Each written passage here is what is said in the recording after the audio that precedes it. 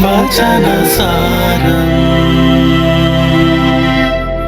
വചനസാരം.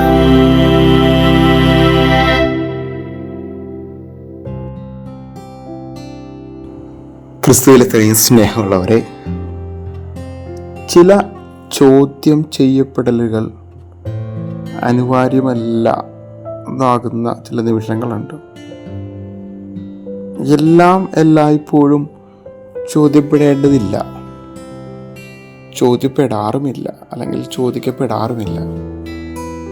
ചിലപ്പോൾ ചില വ്യക്തികൾ ചെയ്യുമ്പോൾ, സമൂഹത്തിൽ അല്ലെങ്കിൽ തനിക്ക് പ്രീതി ഉള്ള ചില ആളുകൾ ചെയ്യുമ്പോൾ ചിലപ്പോൾ അത് കണ്ടില്ല എന്ന് വയ്ക്കാറുണ്ട് നമ്മളൊക്കെ.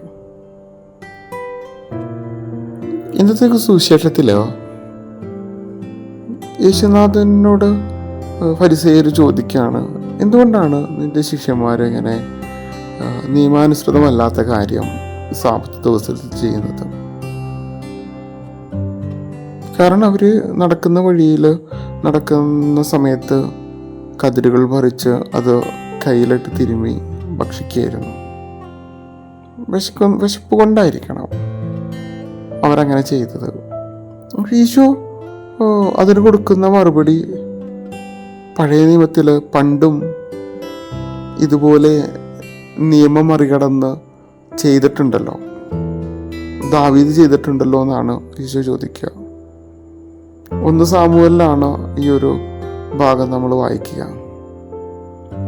സാവൂളിൽ നിന്ന് പ്രാണരക്ഷാർത്ഥം ഓടിപ്പോകുന്ന സമയത്താണ് ദാവീദ് ദേവാലയത്തിൽ ചെന്ന് ഭക്ഷണം ചോദിക്കുന്നത്, അപ്പം ചോദിക്കുക. അപ്പോൾ അവിടെ ഇരുന്ന് ആ അപ്പം പുരോഹിതന്മാർക്ക് ഭക്ഷിക്കാൻ മാത്രം അനുവാദമുള്ള അപ്പം കൊടുക്കുകയാണ്. അപ്പോൾ ദാവീദ് അങ്ങനെ ഭക്ഷിച്ചിട്ടുണ്ടല്ലോ, അത് മറ്റാർക്കും ഭക്ഷിക്കാൻ അനുവാദമില്ലാത്തൊരപ്പം ദാവീദ് ഭക്ഷിച്ചിട്ടുണ്ടല്ലോ എന്ന് യേശു ചോദിക്കുമ്പോൾ, നിയമം പലരും തെറ്റിച്ചിട്ടുണ്ടല്ലോ, അപ്പോൾ എനിക്ക് തെറ്റിക്കാം എന്നുള്ളൊരർത്ഥത്തിലല്ല യേശു ചോദിക്കുക. തൻ്റെ പ്രാണരക്ഷാർത്ഥം ഓടുന്ന ഒരു മനുഷ്യനെ സംബന്ധിച്ചിടത്തോളം അവന് വിശപ്പും ദാഹവും ഉള്ളപ്പോൾ അവനോട് അവൻ ദേവാലയത്തിൽ കയറി ഭക്ഷണം ചോദിക്കുന്നു. ആ പുരോഹിതൻ അവന് അത് കൊടുക്കുന്നുണ്ട്. ഇവിടെയാണ് നമ്മൾ ഹോസിയ പ്രവാചകന്റെ പുസ്തകത്തിലോ ദൈവം പറയുന്നൊരു കാര്യം കൃത്യമായിട്ട് ഓർക്കേണ്ടത്. കരുണയാണ് ഞാൻ ആഗ്രഹിക്കുന്നത്, ബലിയല്ല. ഞാൻ ആഗ്രഹിക്കുന്നത് കരുണയാണ്, ബലിയല്ല എന്നുള്ളൊരു പ്രവാചകനിലൂടെ ദൈവം പറഞ്ഞ ആ ഒരു വചനത്തെ നമ്മൾ കൃത്യമായിട്ട് ഓർത്തെടുക്കേണ്ടത് അവിടെയാണ്. എന്തും ഏതും ചോദ്യം ചെയ്യപ്പെടുമ്പോഴും എന്തിനു വേണ്ടി, അല്ലെങ്കിൽ അതിൻ്റെ പശ്ചാത്തലം എന്ത് എന്നുള്ളത് നമ്മൾ മനസ്സിലാക്കാതെ ചോദ്യം ചെയ്യാൻ വേണ്ടി മാത്രം ചോദ്യം ചെയ്യപ്പെട്ട് കാര്യമില്ല. അല്ലായെങ്കിൽ മനുഷ്യനോടൊരു ദയയും സ്നേഹവും ഇല്ലാതെ നിയമത്തെ മാത്രം അള്ളിപ്പിടിക്കുന്നതിലും പ്രസക്തിയില്ല. അതാണ് ക്രിസ്തുനാഥൻ ഇന്ന് വ്യക്തമാക്കി തരുന്നൊരു സന്ദേശം. ഞാൻ ആഗ്രഹിക്കുന്നത് സ്നേഹമാണ്, കരുണയാണ്. നിയമങ്ങളെ അങ്ങ് അപ്പാടെ തള്ളിക്കളയുകയല്ല.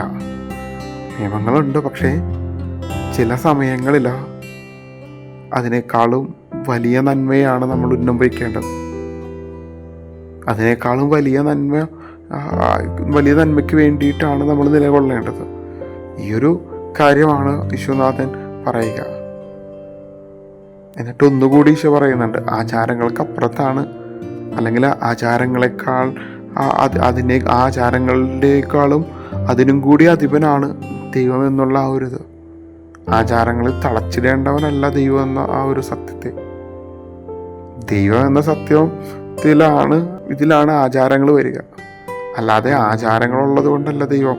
മനുഷ്യപുത്രൻ ശാപത്തിൻ്റെയും അതിനാഥനാണെന്ന് ഈശോ ഓർമ്മപ്പെടുത്തുന്നതാണ്. അപ്പം അതും കൂടി നമുക്ക് മനസ്സിലാക്കാനായിട്ട് സാധിക്കണം. നല്ലൊരു സന്ദേശം മനുഷ്യത്വത്തിൻ്റെയും സ്നേഹത്തിൻ്റെയും ക്രിസ്തീയ ആത്മീയതയുടെയും ഓരോ ക്രിസ്തു ശിഷ്യനുണ്ടാകേണ്ടത് ദൈവ മനോഭാവമാണ്, കരുണയുടെ സ്നേഹത്തിൻ്റെ മനോഭാവം. എന്നുള്ള ആ ഒരു നല്ല സന്ദേശം നമുക്ക് ഉൾക്കൊള്ളാം. അതിനെക്കുറിച്ച് നമുക്ക് എപ്പോഴും ബോധ്യമുള്ളവരാകാം, ജീവിതത്തിൽ പ്രാവർത്തികമാക്കാം. എല്ലാവർക്കും നല്ലൊരു ദിവസം ആശംസിക്കുന്നു. വചനസാരം